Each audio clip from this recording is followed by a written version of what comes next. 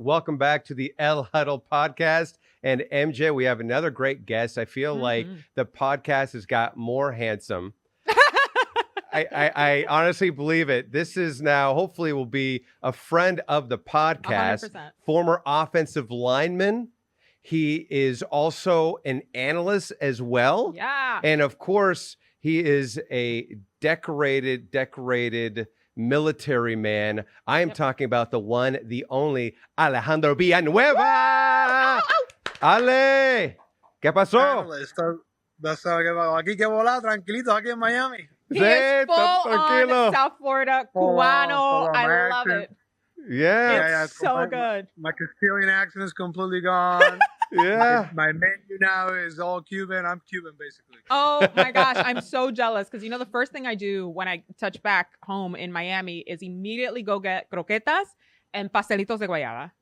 My two favorite things. Yes. Which you would feel is counterintuitive when you get to Miami because, as Alejandro was talking about earlier before we jumped off, like, you got to have a certain look in Miami. Yeah. And I go straight for, like, the yummiest, sweetest food, but you can't really find it here in LA. No. That's a whole other discussion, and people will drag me for it. But Porto's is not the same No. as the food that you But get give in me some Miami. pan dulce. Moving on, Alejandro. Let's talk about you. Yeah. You're doing great. You're super tan. Yeah. Living your best life in South Florida. Talk to us about the switch over to now the media side where we are as an analyst. How has that been going for you, especially doing it in Espanol and in English?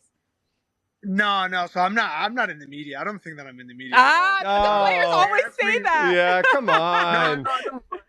But actually, I mean, and I said this when I got done playing. They asked me because Spanish is my first language. Correct. I can speak Spanish much better than I can speak in English.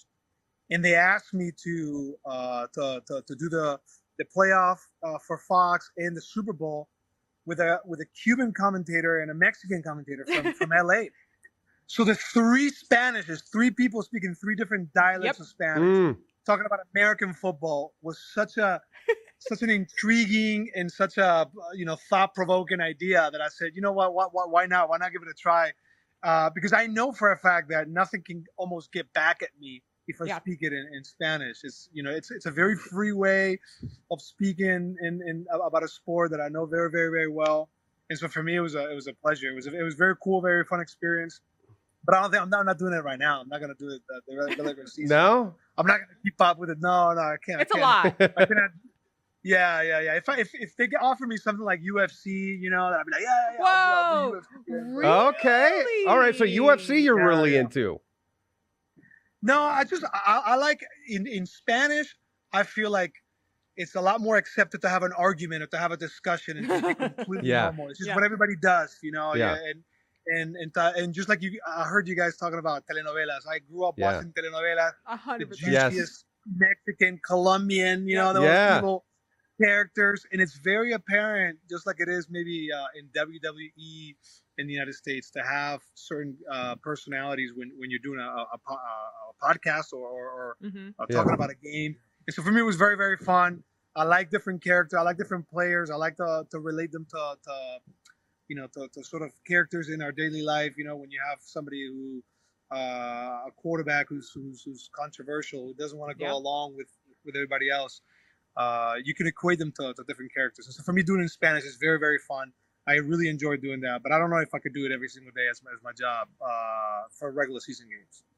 I mean, I know those telenovelas. We grew up watching them, and we were talking about it, just how the telenovelas, there's an end to them, right? Where it's there's an end, but like if you watch Days of Our Lives or any of those other, it's like they go on for 30 years, right? Yeah. It's like se termina, ya se terminó. So did you grow up watching that's like I grew up watching? We grew up watching that. Grew up, we always talk about Chespirito. Those are some of those those iconic shows that we would watch growing up.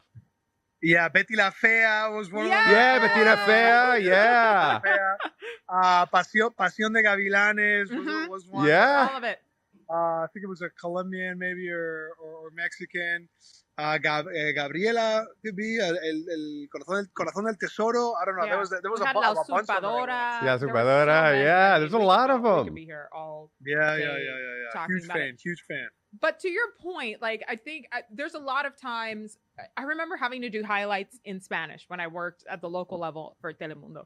And there's just, it's hard to explain the difference in like That's hard. the warmth, the personality that comes out when you're speaking in your first language. Like, there were things that I would say on my Spanish broadcasts during the highlights. Very, very few times were both of my sports casts the same for the English audience and the Spanish speaking audience. But there were times where it would overlap, like if it was a baseball game, right? If I'm talking about the Padres, this was in San Diego. And the highlights in Spanish they just hit a little different. They just do. Well, they're more exciting. 100%. And there's just like the mannerisms. And almost like the inside jokes that the community has, that La Cultura has. Yeah. Yes, I would say that, that offensive lineman agarra más que una pelea de pulpo. You can't translate it. Yeah, it's tough.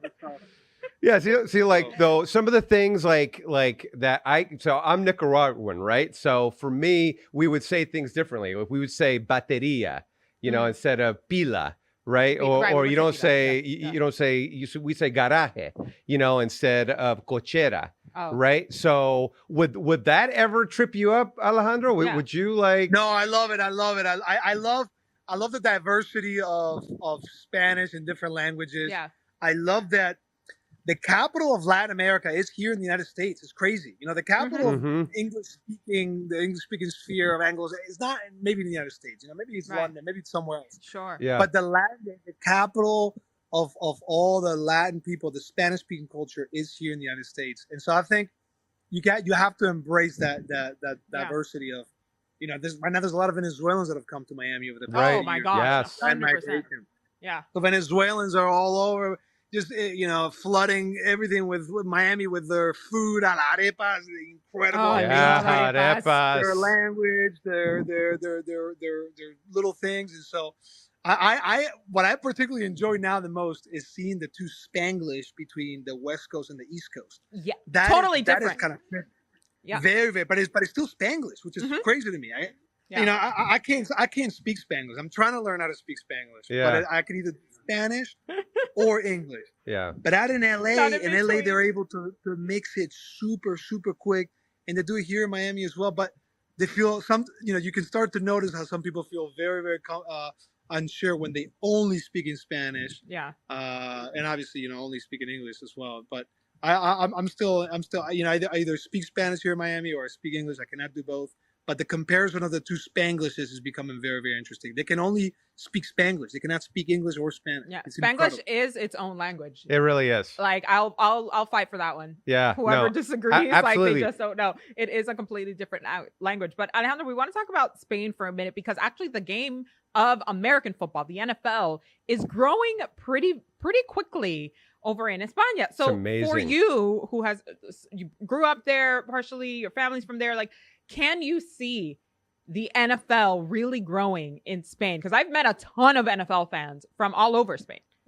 Oh my God. If there was a quarterback that was not very tall, cannot be very tall. We have a few of those.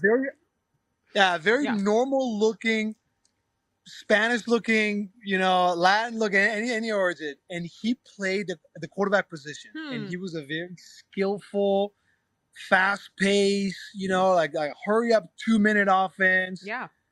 Spoke Spanish and Bad Bunny was all over the place. Yes. Yes. Entourage, If that were to happen, I think that Spain will switch immediately into American football because it is a lot funner to watch. I do think that sometimes soccer just inspires nationalism. Like my team is better than yours. Sure. People don't really enjoy watching a sport that is 99% passes. I've tried my hardest to watch soccer, and I can't do it. It's too slow, it's too boring. Aburrido. Aburrido. Yeah, it's like maybe like baseball a little bit, But American football is very, very exciting, and people, Spanish people are extremely competitive. People from up north in País Vasco.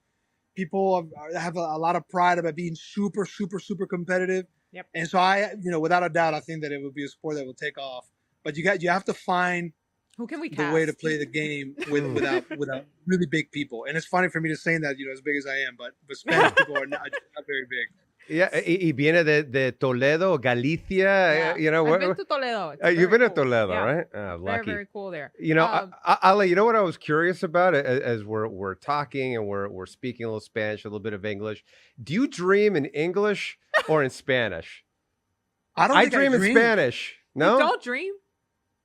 I don't know if I dream with words. You know, I don't know if maybe this is crazy, man, but I can't remember having dreams. You know, I've always been asked that question. Maybe I would have to say that I'm always constantly trying to learn new languages. Always trying. Yeah. And I think that as a late, I've started speaking French. The Haitian culture here is very interesting. Mm-hmm. I love the Haitian food. Well, the root being is able in to Spanish. Yeah. For French, yeah. Well, Creole, the Creole that they speak out here.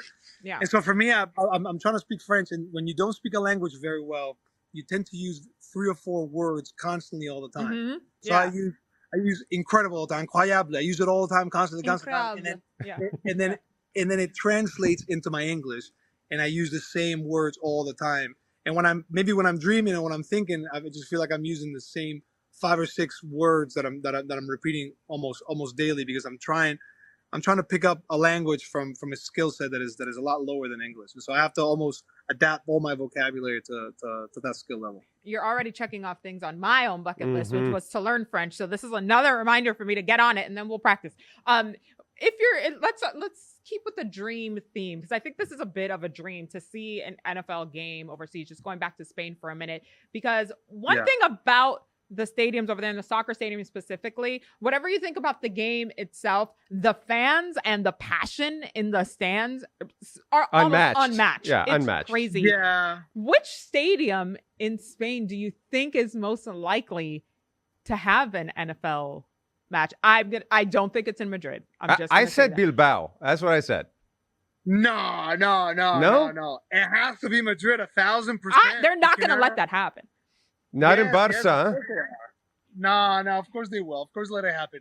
I think that Madrid, as of late, is the city that has the best to offer. Not just, I wouldn't say just logistically, obviously, all the flights, that come to an amazing airport.